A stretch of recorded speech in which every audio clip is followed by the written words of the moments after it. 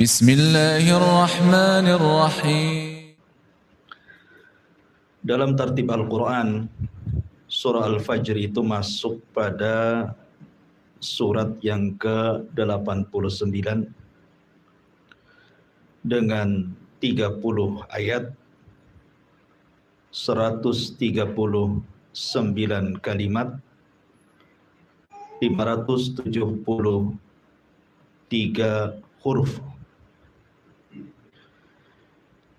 Dan dia termasuk dari surah Makkiyah, artinya surat yang turun sebelum hijrah Nabi sallallahu alaihi wasallam.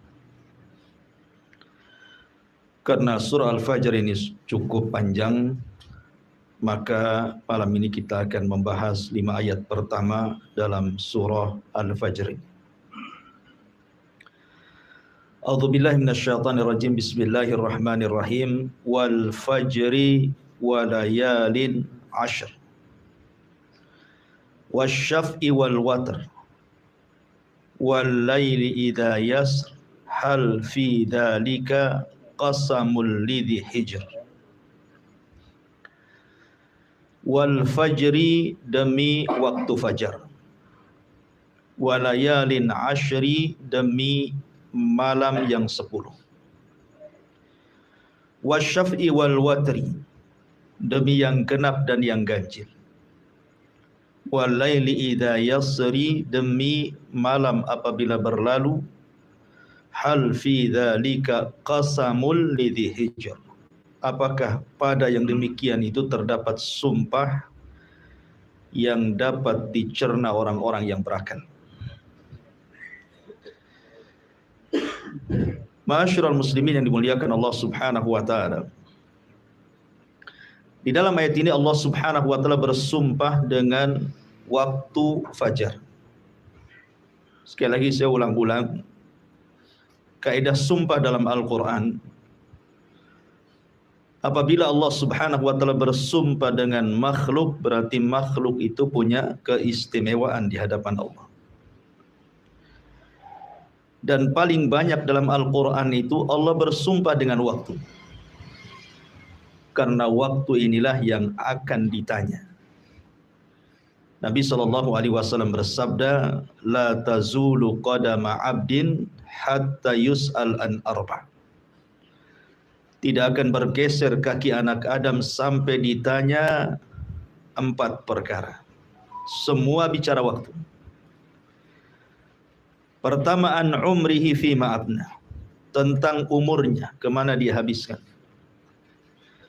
Yang kedua, wa an syababihi fima abla, tentang masa mudanya, kemana dia lampiaskan.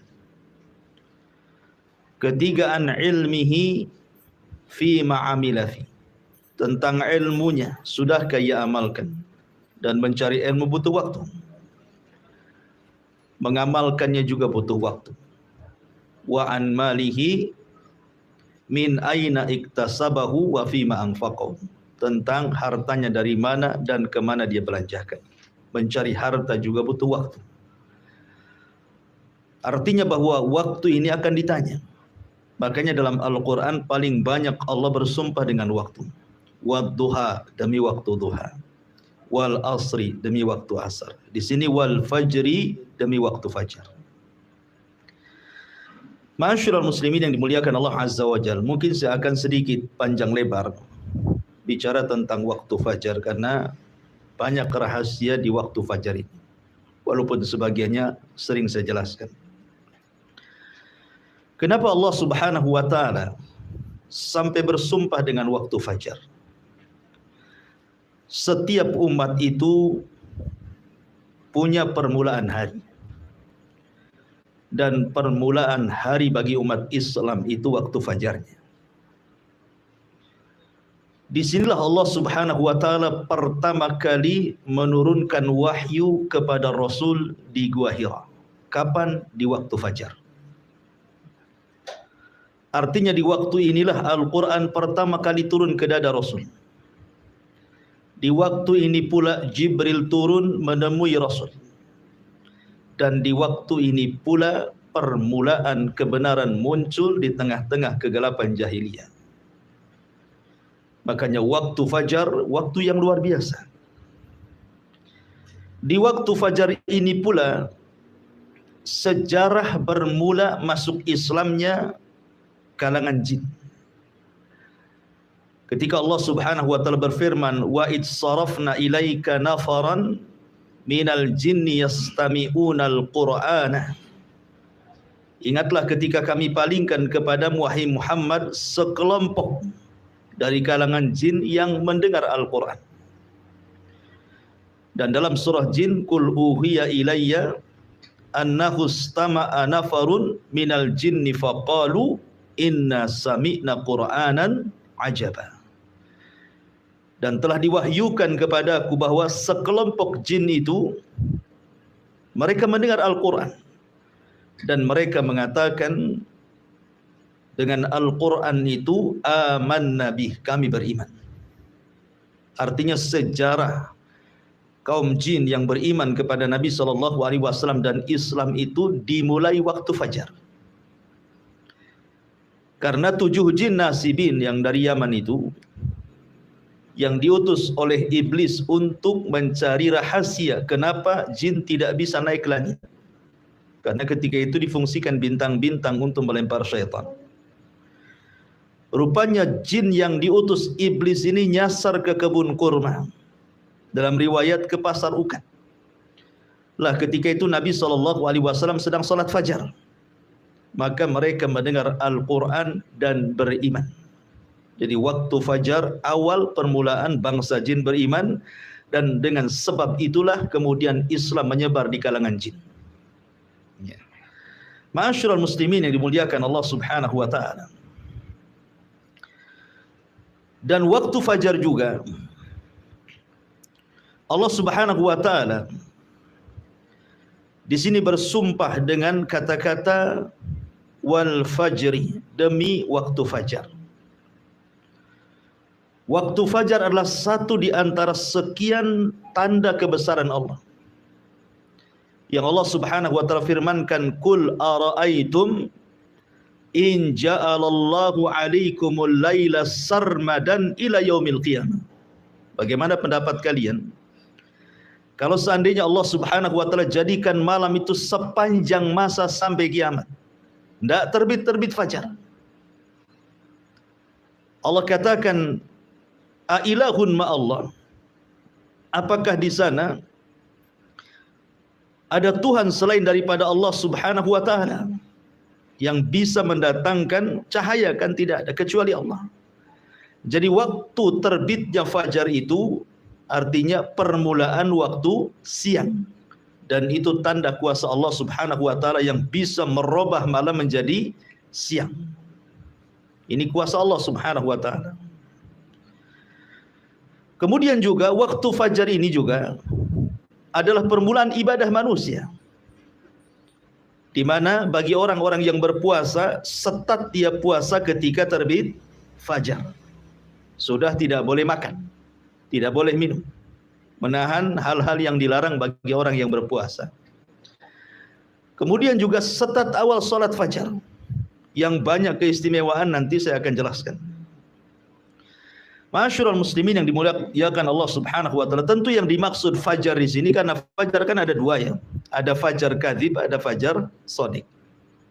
Fajar kadzib itu maksudnya fajar dusta. Cahayanya masih ada di langit, belum sampai ke bumi.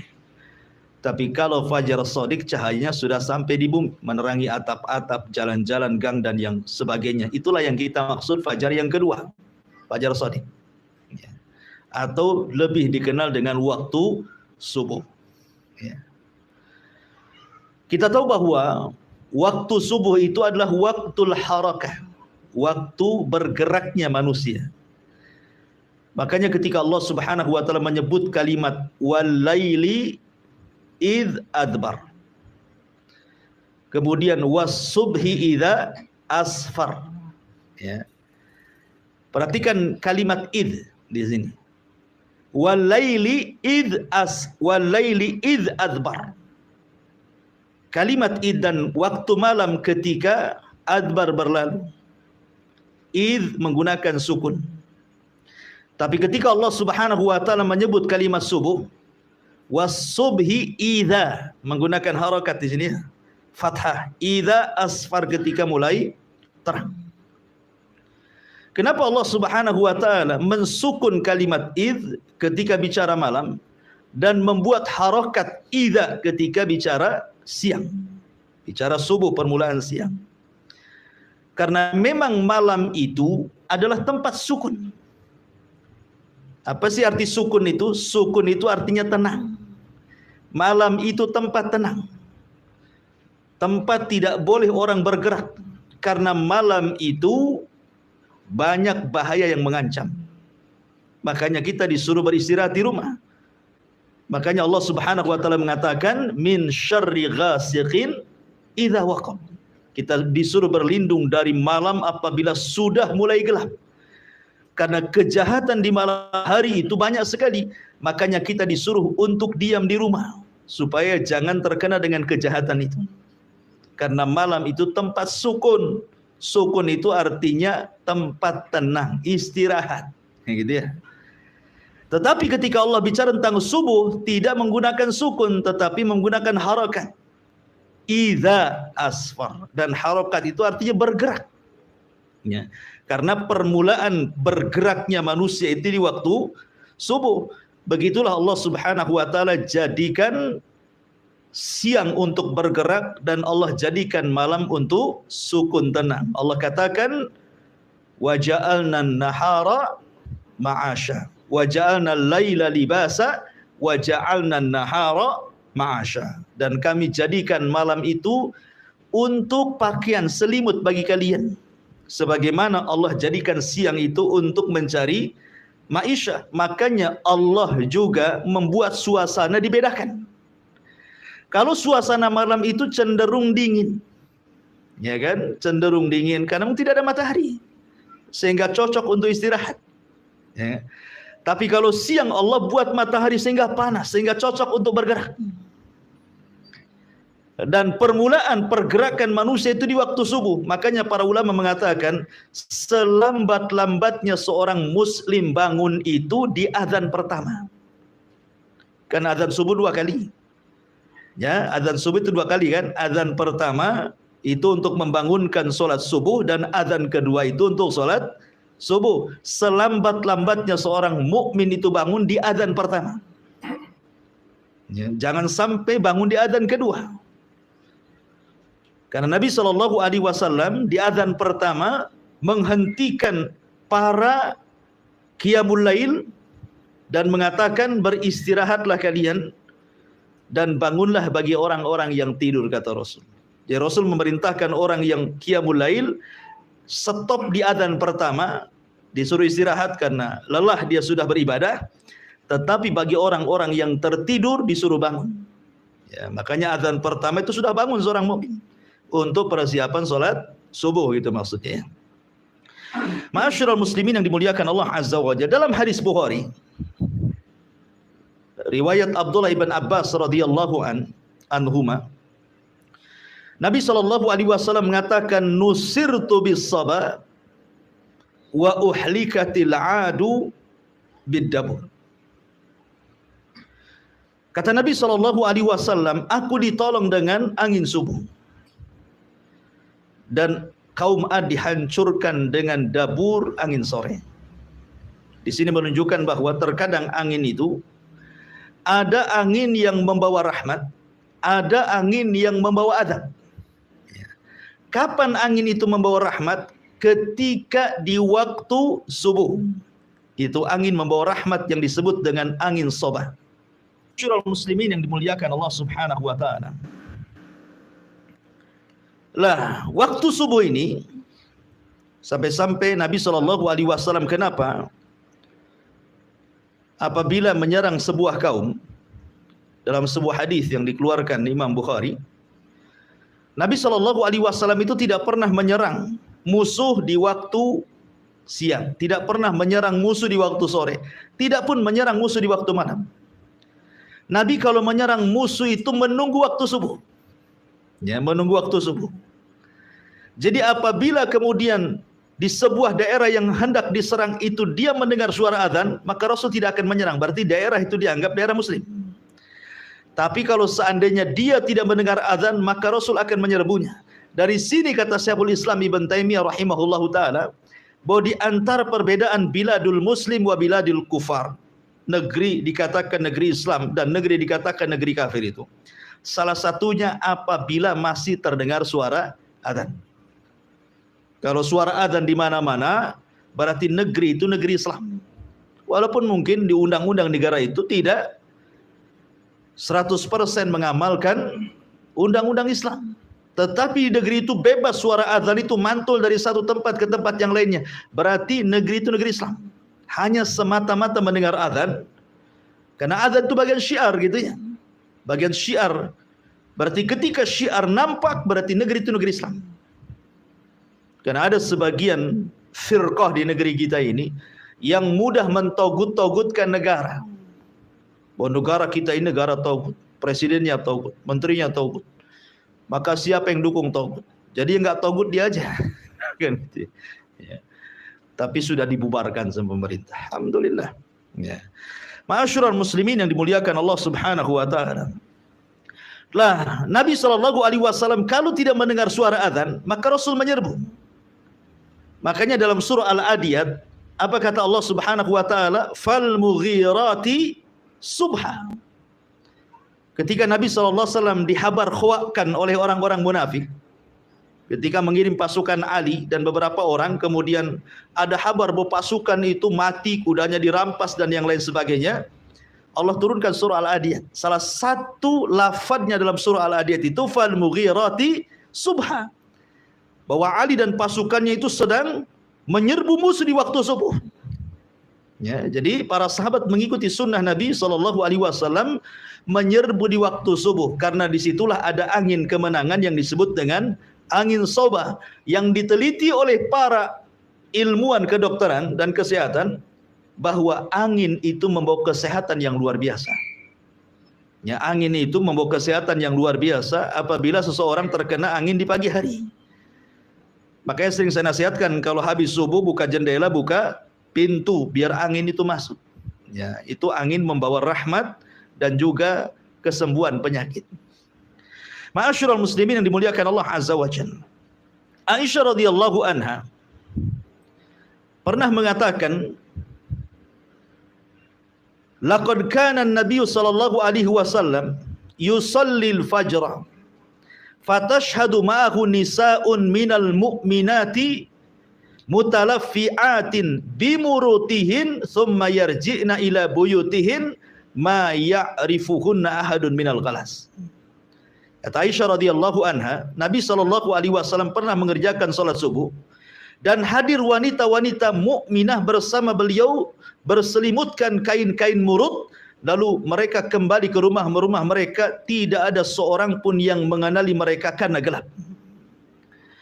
Kalau kita melihat hadis-hadis Rasul tentang solat berjamaahnya wanita di zaman Rasul, sahabiah-sahabiah itu, Anda tidak akan dapat riwayat mereka solat jamaah di waktu zuhur, di waktu asar, di waktu maghrib, di waktu isya, kecuali subuh. Ya, coba cek riwayat. Sahabiah-sahabiah itu, mereka di waktu subuh suka ikut berjamaah bersama Nabi. Tapi di solat-solat yang lainnya tidak ada riwayatnya. Bukan berarti kemudian wanita tidak boleh solat berjamaah di masjid, di solat duhur, asar, maghrib bisa boleh, tidak ada masalah. Tetapi di rumah mereka lebih baik kan begitu. Tetapi khusus solat fajar ada riwayatnya. Wanita-wanita itu keluar rumah untuk solat fajar.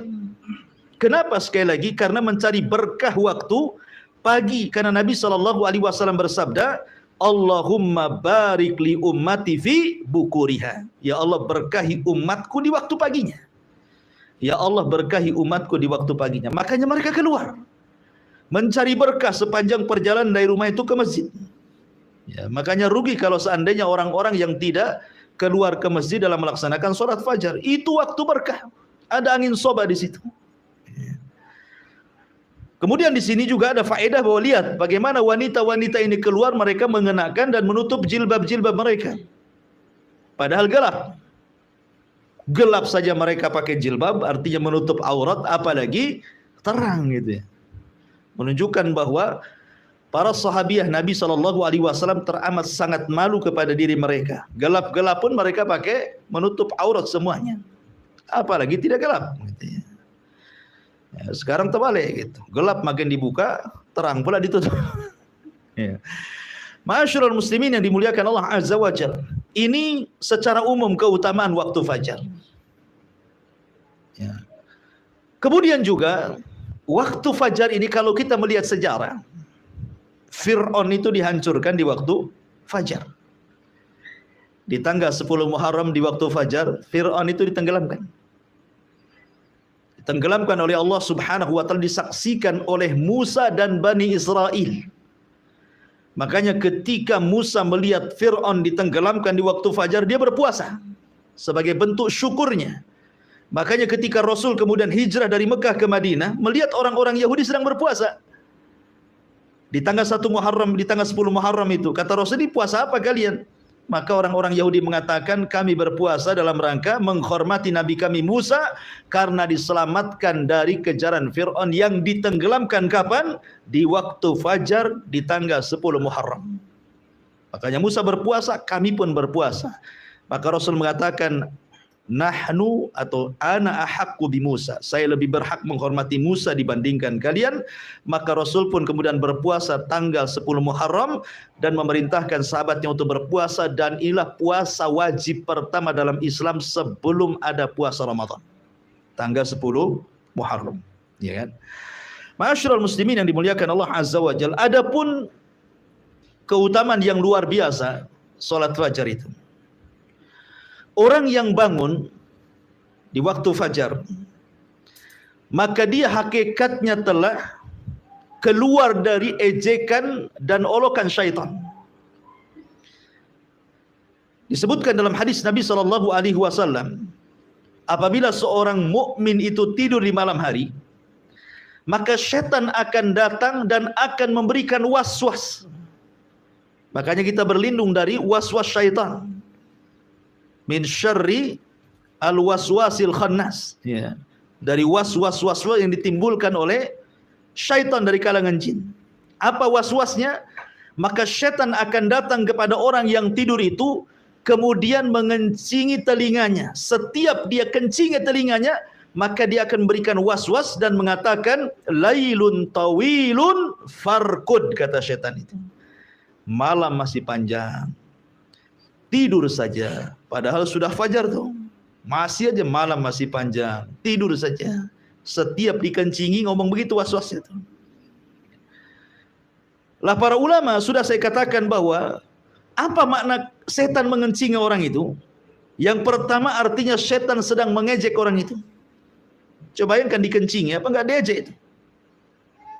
Kita saja diludahi, sakit hati kan itu, apalagi sampai dikencingi itu muka kita. Setan hari-hari mengencingi telinga kita, ini ejekan setan kepada kita. Makna yang kedua artinya setan hendak menyumpat telinga orang tersebut sehingga dia tuli dari kebenaran. Apapun nasihat kepada dia ditolaknya. Makanya orang yang jarang sholat fajar maka keras hatinya dan sulit mendapatkan nasihat. Karena sudah tuli itu, sudah dikencingi hari-hari oleh setan sehingga peka telinganya, nggak mau menerima kebaikan. Makna yang ketiga, hakikat artinya setan betul-betul mengencingi telinganya. Maka orang yang bangun di waktu fajar, pertama dia berzikir setelah bangun, maka hilang satu ikatan, ya. Kemudian dia pun berwudu, maka hilang dua ikatan. Kemudian dia pun sholat fajar, maka hilang tiga ikatan. Dalam hadis Nabi SAW mengatakan, selain setan mengencingi orang yang tidur, setan pun mengikat tengkuk setiap orang yang tidur. Lah tengkuk inilah ketika diikat, sengaja diikat supaya susah bangun, supaya lewat subuh gitu, maksudnya diikat tengkuknya itu. Terkadang dimimpikan oleh setan supaya orang ini tidak bangun. Makanya ketika dia terbangun hilang satu ikatan. Ketika dia berwudu hilang dua ikatan. Ketika dia sholat hilang tiga ikatan. Kata Nabi SAW, maka orang ini akan menjadi tayyibun nafsi nasyatan. maka dia akan semangat hidupnya, tahu jalan hidupnya, dan hatinya akan bersih, tidak ada kedengkian. Tetapi kalau dia tidak bangun, maka sebaliknya kata Nabi SAW, wa illa khabithun nafsi kaslan, dia menjadi pemalas dan juga hatinya dikotori dengan hasad dan kedengkian. Bahkan sebagian para ulama mengatakan khabithun nafsi artinya akan banyak masalah-masalah yang menimpa tanpa tahu apa sebabnya. Jadi orang yang tidak pernah sholat subuh itu akan banyak masalah itu. Ya. Ma'asyiral muslimin yang dimuliakan Allah Azza wa Jalla. Adapun tentang khususnya sendiri, ya, bahwa waktu fajar itu ada sholat fajar. Sholat fajar ini juga banyak keistimewaan, luar biasa. Di mana Allah Subhanahu wa taala akan berikan cahaya di wajahnya. Tidak mesti harus hitam jidatnya, tidak. Ya, tetap Allah Subhanahu wa taala berikan cahaya bukan hanya di dunia saja, tapi juga di akhirat. Kan Nabi sallallahu alaihi wasallam mengatakan, "Basyaril masyaina fi dzulumatil laili bin nuri tama yaumal qiyamah." Kabar gembirakan kepada orang-orang yang berjalan di malam hari, maksudnya untuk melaksanakan fajar, bahwa dia akan mendapatkan cahaya yang sempurna pada hari kiamat. Dan itu yang kita inginkan. Karena ketika orang itu meniti titian Shiratal Mustaqim, yang paling dihajatkan itu cahaya. Ya, itulah yang paling dihajatkan ketika meniti Shiratal Mustaqim. Orang yang sholat fajar, dia akan diberikan cahaya sempurna sehingga dia bisa menyeberangi titian dengan sempurna. Kemudian juga tidak ada pahala yang dilipat gandakan dalam sholat kecuali sholat fajar dan asar. Itu dilipat gandakan tuh pahalanya, fajar dan juga asar. Kenapa demikian? Karena malaikat-malaikat yang mencatat kebaikan di malam hari dan malaikat-malaikat yang mencatat kebaikan di siang hari itu perjumpaannya itu di sholat fajar. Jumpanya itu di sholat fajar. Jadi sholat malaikat malam naik, malaikat siang turun. Lah itu jumpanya ketika manusia sedang sholat fajar. Makanya Nabi SAW mengatakan ketika Allah Subhanahu wa taala bertanya kepada para malaikat yang mencatat kebaikan di malam dan siang itu, "Ma taraktum ibadi?" Sedang apa kau tinggalkan hamba-hambaku? Maka kemudian malaikat-malaikat siang dan malam mengatakan, "Atainahum wa hum yusallun wa taraknahum wa hum yusallun." Kami datang mereka sedang sholat, kami tinggalkan mereka sedang sholat. Artinya sholat fajar dicatat oleh malaikat malam plus dicatat oleh malaikat siang, didobelkan pahalanya. Apalagi kemudian di antara sebab orang itu mudah masuk surga adalah orang yang menjaga sholat fajar. Kata Rasulullah SAW, "Man hafadha ala baradaini dakhalal jannah." Siapa yang menjaga dua sholat maka dijamin masuk surga. Maksudnya kata para ulama, baradaini di sini sholatul fajri wa sholatul asri. Sholat fajar dan sholat asar. Ya, jadi sholat fajar salah satunya adalah penjamin orang masuk surga. Bahkan lebih daripada itu, kata Nabi SAW, "Man shallal fajri fi jama'atin thumma qa'ada yadhkurullaha hatta tatlu asy-syamsu thumma shalla rak'ataini kanat ka ajri hajjatin wa umratin tamman." Barang siapa yang sholat fajar berjamaah, tentu di masjid, kemudian dia setelah itu berduduk mengingat Allah Subhanahu wa taala sampai terbit matahari, kemudian dia sholat 2 rakaat syuruk, apa pahalanya? Seperti haji dan umrah secara sempurna. Dan itu tidak didapati dalam sholat-sholat yang lainnya. Mendapatkan ibadah haji dan umrah loh, tanpa